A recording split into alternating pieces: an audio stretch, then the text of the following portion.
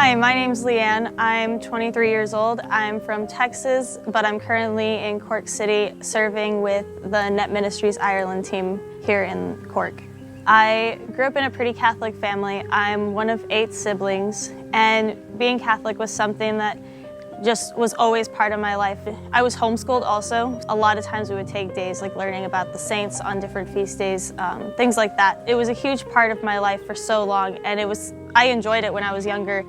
And going into high school, so secondary school, I started hanging out with different people. I started doing theater arts.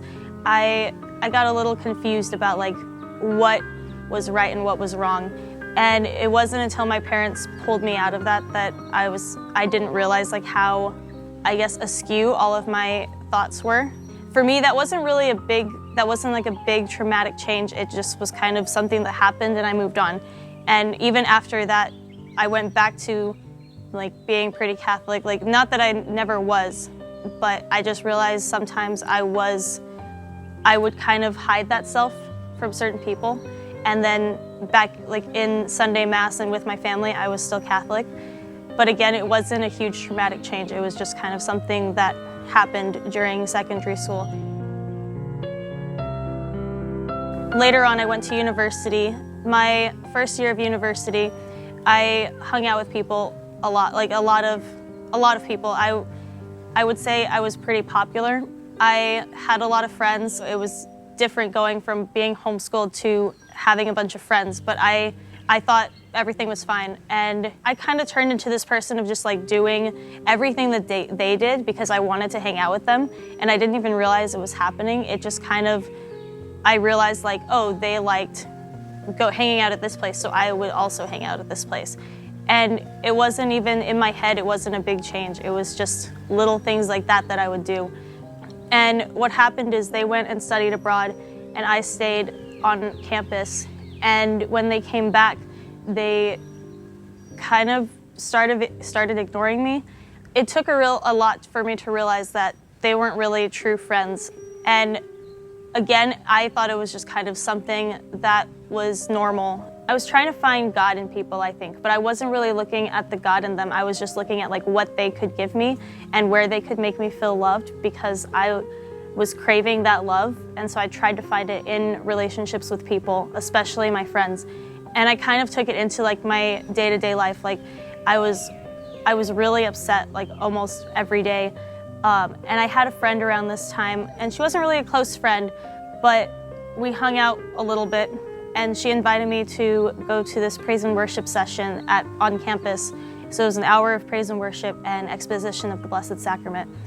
So I went. I was a little late because I wasn't really sure if I should go or not.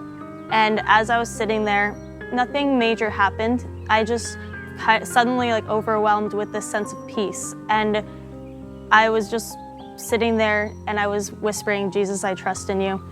And she came over to me, the friend that invited me, and she kind of just held me as I cried in her shoulders for the next hour. And after that, obviously, like I said, it wasn't a huge change. It wasn't suddenly everything was perfect, but it was more that I had a different mindset, and I would go into every day looking at people as children of God, looking at them as who they were, not what they could give me. And even after that, like, I felt peace. I think I looked it too, because people would come up to me and say that I looked different and that I looked happier, whereas before like people were always asking me what was wrong. And obviously that's I still mess up, and that's something that I still like struggle with, but it's more just like having to remind myself that Jesus is first. And like I said, during that time I was whispering, "Jesus, I trust in you." And so a lot of times I always encourage people to do the Divine Mercy Chaplet, because that's just a prayer that I find really powerful.